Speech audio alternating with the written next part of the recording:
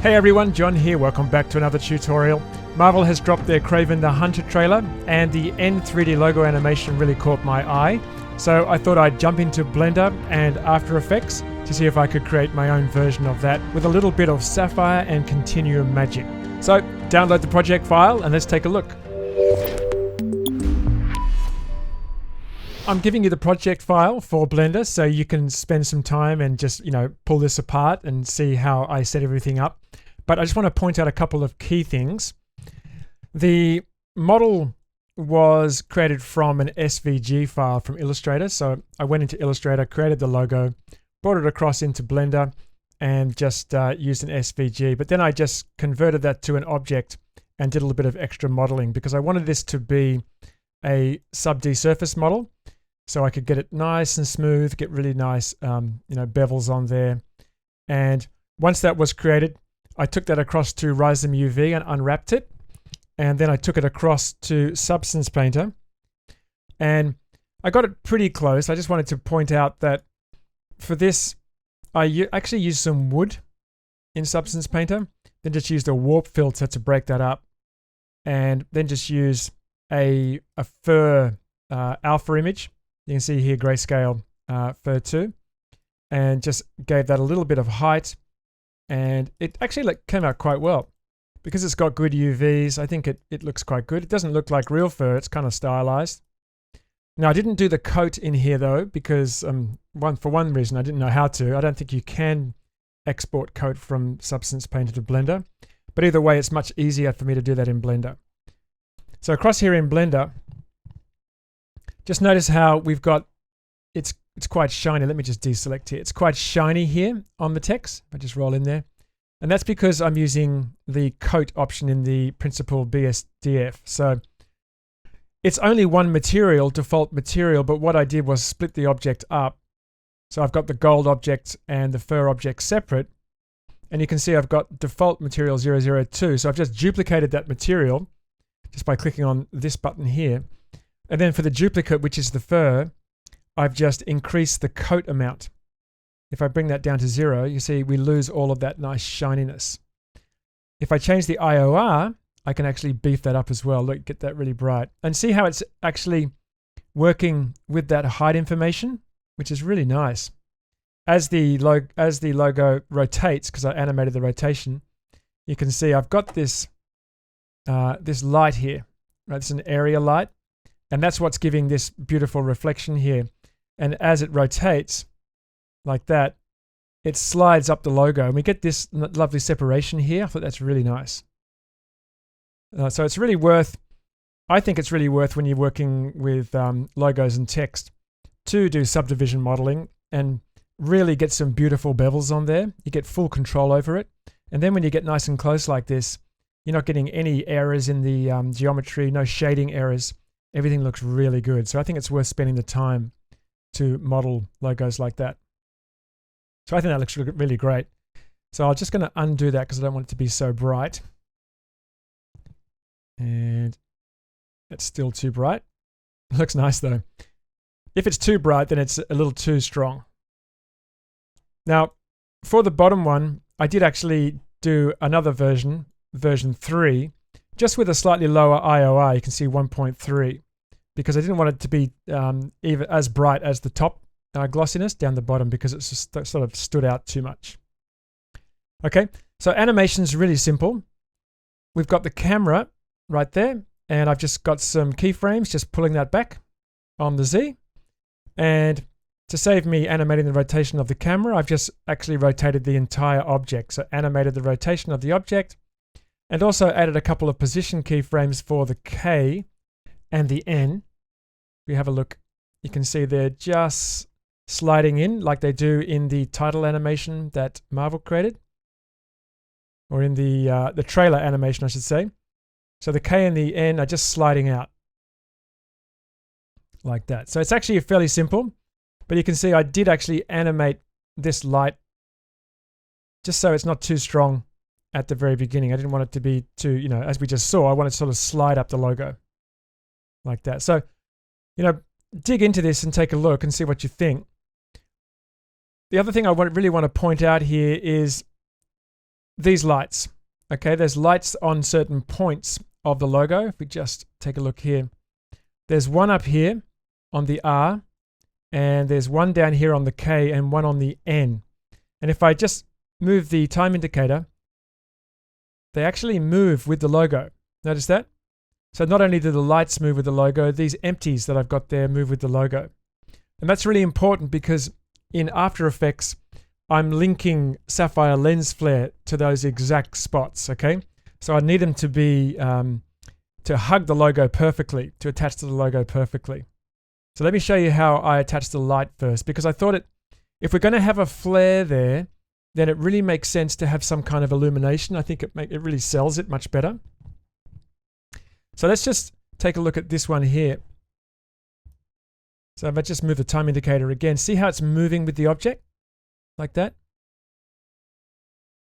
And what I'm doing is I'm exporting this information using an add-on, which I'll show you the link in a moment, and bringing that across to After Effects and using that in After Effects. But I wanted the light to be slightly away from the logo, so that can't be the attach point for the lens flare, okay? So that's why I used a separate empty, if I can just select it, attached directly to the to the vertex, okay? So let me show you how I did all that.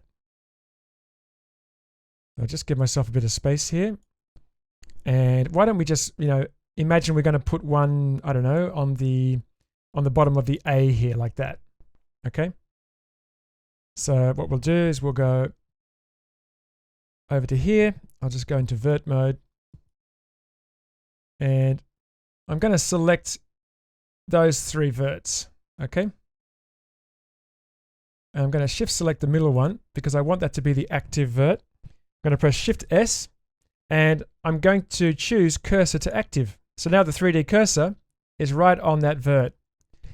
And that's important because anything I create now, anything new I create will be created at that point. Okay? So I'll press Shift A and I'll choose a light, a point light. And there it is, right on that point. And you can see how it's lighting up the A there? If I move it further away, it gets weaker. And if I move it close, it gets, obviously, if it's intersecting the geometry, you won't see it, but it's got to be just above it, like that, to illuminate it. Now, if I move my time indicator, it's not staying with the logo. So how do we attach it to the logo? Let me show you. So we'll just have it right there. And what we'll do is we'll shift select the object we want to attach it to. Press tab to go into edit mode. And then Control P. And that will parent it like that. It parents it to that vert. Isn't that cool? And that follows that, and you can see the light from here as well. Nice, right? And as I mentioned, I want to attach the flare inside of After Effects, the Sapphire lens flare, to that vert. So that's easy. All I need to do is, once again, come back into object mode, Shift S, Shift A, and create an empty. And that creates it on that vert because that's where the world origin is, where the origin is. And I basically do the same thing. So I click to select that, tab, and Control P. And now that's attached. Simple, right? So with all that set up, obviously I rendered this out. Now I just rendered this out to OpenEXR. Although I didn't render any passes for this because I didn't have to have any separate passes. And come up to my file menu, choose export, and export Adobe After Effects.jsx. And I've mentioned this in a previous tutorial, but this is the add-on that I use. It's a free add-on. And it works in 4.2, so it's being updated, which is fantastic. So download that and install it, and you'll be able to export your scene across from Blender to After Effects. Now, you have this Blender file, so if you want to follow along in After Effects, you'll need to render out this sequence first, which is super straightforward. You're going to render out to wherever you want to with your output. So just choose your location on your hard drive.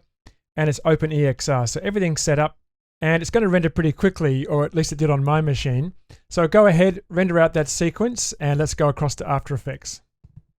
Now, when you open up this project, of course, you won't have the link to the render that I created, so you'll have to link your own. So just twirl open source, and you'll see the file here, the icon, and yours will be disconnected. You'll have a little placeholder thumbnail there. So just Control H or Command H on Mac and find yours and relink, and you should be good to go. Okay, so once you've got that, come down to the Craven the Hunter timeline here. I've got the main comp open, and let's break this down. And we're going to start with the 3D logo, so we just solo that. And there's not much going on here, really. I've got a little bit of Sapphire Gamma and a little bit of Sapphire Sharpen. So there's the render directly out of Blender, and you can see it's fairly light. I don't like to push it too hard inside my 3D apps. I like to keep it fairly, flat, the lighting, and then it gives me a little bit of flexibility when I'm in After Effects to push it to exactly where I want it. And I've done that with Sapphire Gamma. You can see I've darkened it down just by using, let me just click here and press UU twice. So I tweak the gamma and the from gamma and scale lights and offset darks. So just a few minor adjustments there, being really careful to make sure that we're not losing too much of the detail down here. Okay, if we push for example, the offset darks too much, see, it just goes black. But if we take the offset darks out completely, it's a little bit light.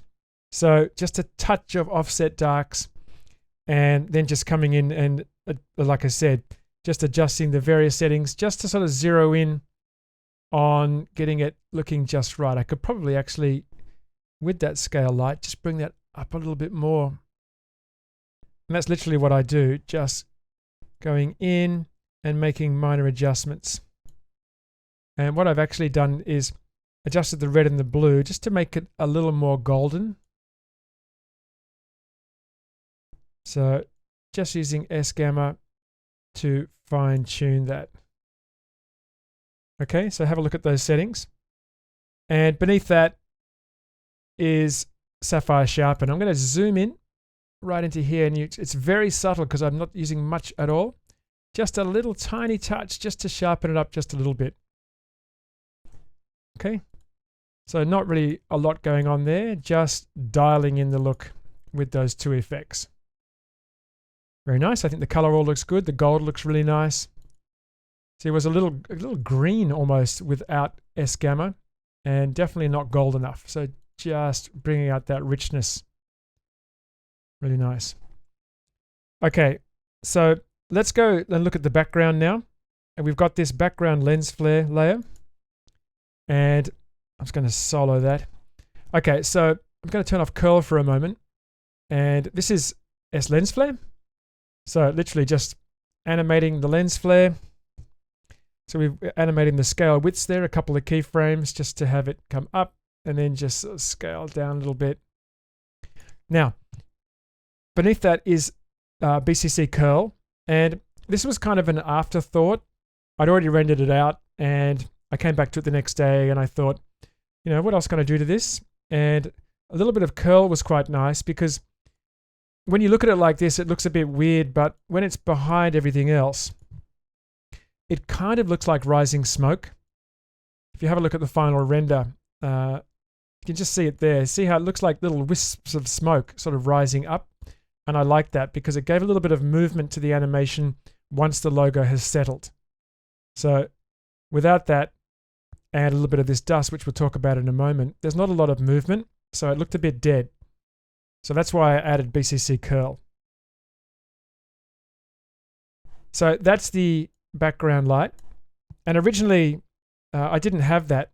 I didn't have any of this actually. If I just turn this off, I just had it on black, which is exactly like the trailer. And I just thought that wasn't quite enough. I wanted to add a bit more, to this and make it a bit more special. So let's just turn that back on. And we've got that and that. Okay. Now, next I used BCC Plus Light. And BCC Plus Light is used to create gobo style lighting effects.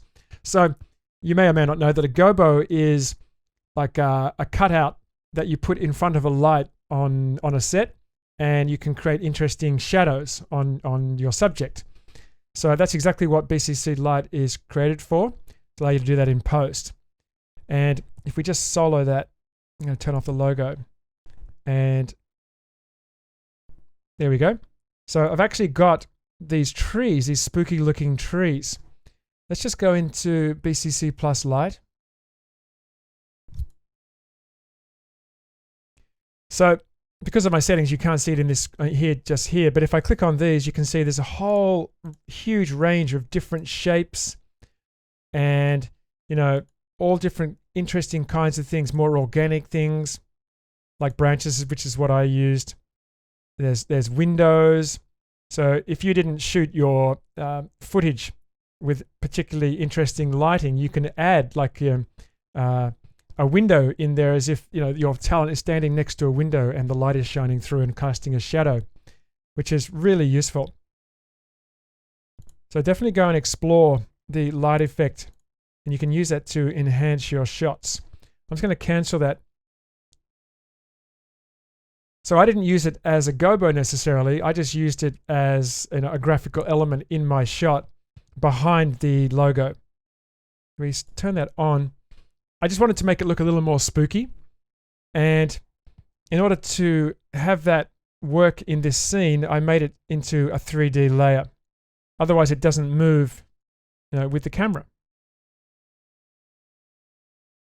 And speaking of the camera, in order to bring the camera across from Blender, just coming down to scripts, choosing run script file, and just navigating to where you saved that from Blender. There's mine there. Clicking open and OK. And here it is here. So there's my camera. There's all my keyframes. And here's the 3 empties. Top one and the 2 bottom ones. So we'll talk about those in a moment, but I just wanted to mention that because that's why this light layer being made 3D is perfectly in sync with the render, because they're using the same camera, like that.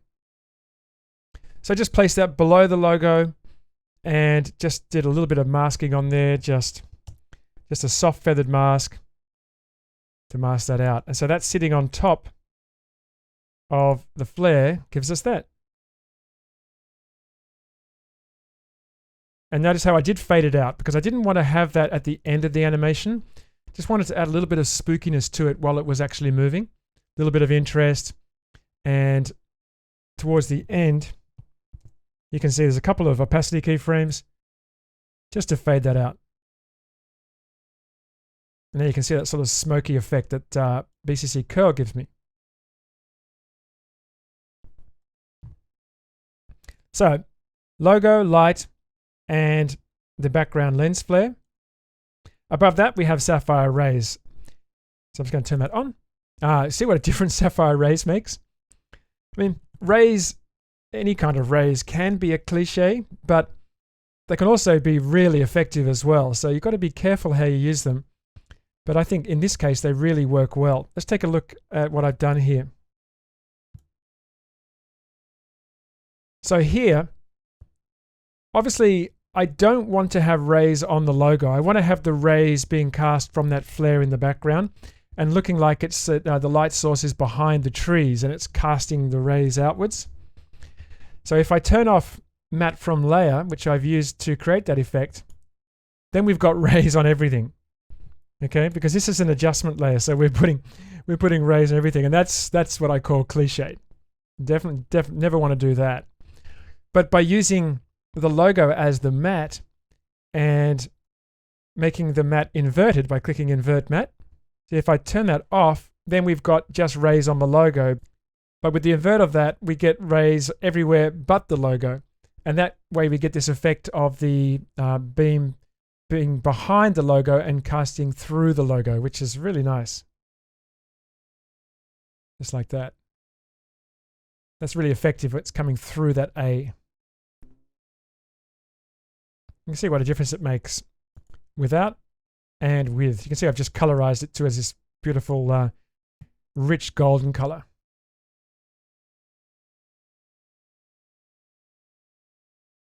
Okay, now while we're still talking about light, let's talk about the lens flares. Remember, we've imported the information across from Blender, and there's the lights that we parented in Blender. So they're ready to go, just ready to have those flares attached. So I've already copied and pasted the 3 empties here. Just turn those on. So copied and pasted them from this composition. And you can see they're perfectly attached. Let me show you how I attach the lens flare. So what I'll do for this one here, so this is Sapphire S lens flare. I'm just going to turn off the expression just by clicking on Alt and clicking the stopwatch. So now it just drops down there, so it's no longer attached. So obviously we're going to apply the expression to the hotspot, and that's the hotspot XY, but this has to work in Z as well. So the expression that I use for this, I'm going to grab it from one of the other ones, is this one here. It's a this comp expression. So I'm going to just copy that, and I'm going to alt click on the stopwatch to create the expression and paste. At the moment it's looking at the N layer, but we want it to look at the R layer. I'll just change that to R. Watch what happens up here. It'll pop up right on that point. Change that to R, hit enter, and there we go. Perfectly attached. Super cool and so easy. Just turn it on, and there it is. In Blender, I animated this, the point light that I parented to be off at the beginning, so it's in darkness, and then animate on. So what I've also done is replicated that here. You can see I've just keyframed the brightness, so it's off, they're completely dark at the start, and then it turns on and appears to be illuminating the text. Like that. These ones are, just turn these on again.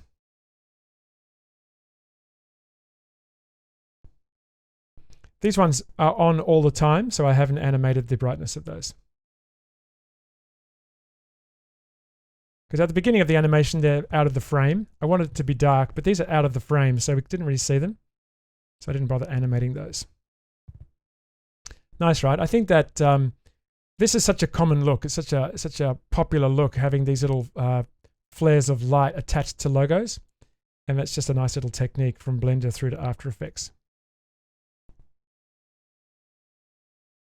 And to finish this off, I use a little bit of Sapphire Dust. Sapphire Dust is kind of like Ultra Glow for me with Sapphire. It's one of the things I use a lot. And once again, just adding a little bit of movement just to make it a little more interesting, add a bit more life to it, a little more spooky, I guess. Lots of dust tutorials I've already created, so you can explore the Boris FX website or our YouTube channel. Just look for dust and you'll see exactly how to use this. Just by way of review, it's not a 3D effect, but it has a 3D feel to it. It has sort of various 3D settings, but it's not an actual 3D effect. So it's a bit of fakery going on there. And in this case, you can see it's not 3D. I've just pre-composed it. And in order to have it playing or being behind the logo, I've used the logo as the matte. So there's none. And if I just turn the logo on, you can see it's matted out, so it's sitting behind the logo. Okay. Didn't want it in front of the logo. I thought that was a little distracting. Let me just close this one up. So sitting behind the logo. And the reason I've actually used the matte inside a pre-comp here and not placed it, just basically placed it below the logo so it's behind the logo here, is because S-rays would have been above it then, and you can see the dust would have got S-rays, and I definitely don't want rays coming from the dust. So that's why I just did the matte here inside the dust and then just place it on top of S-rays. It still appears to be behind because it's matted out, but it's not getting affected by sapphire rays. All right, so the last two layers are halftone. Halftone was a real afterthought because I wanted to give it a bit of a nod to its sort of comic heritage, its comic origin, and halftone does that. It gives it kind of a print feel and just adds a sort of comic feel to it. Not at the beginning, didn't want it to have it in there, but just fade it up. You can see the opacity. So it's just fading up. And one thing you may not have noticed is that at the beginning, the halftone is much bigger. And I've done that by animating the dot frequency. The reason I did that was because this is not a 3D effect. And I wanted it to feel like it was 3D, like we're closer to it, like it's right behind the text. And as the camera's pulling out, the halftone is matching the movement. And I couldn't think of a way, I probably could have pre-composed it, but it would have been more complicated. So I faked it by just animating the dot frequency. You can see by bringing that right down, I get bigger dots. And bringing it up, I get smaller dots. So it looks like it's actually, moving in Z, which it isn't. It's a complete fake. But I think that so you can see how it looks like it's moving with the text, but it's not. It's just animating the dot size. So I was really happy with that. Never done that before, but it just seemed like a really good way to do it. And the last layer in here is Ultra Glow. A tiny touch of Ultra Glow. Let me just turn that on. This is above everything. You can see it just adds a little bit of extra glow. And of course, if you've watched any of my tutorials, you know I love atmosphere. So with atmosphere turned on, we get a little bit of smokiness in there. You might notice it just at the beginning.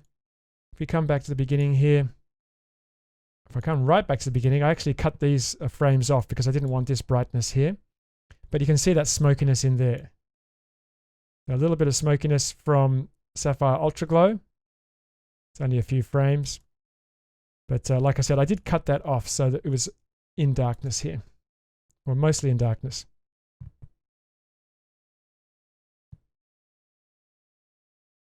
Okay, so let's take one more final look at the animation.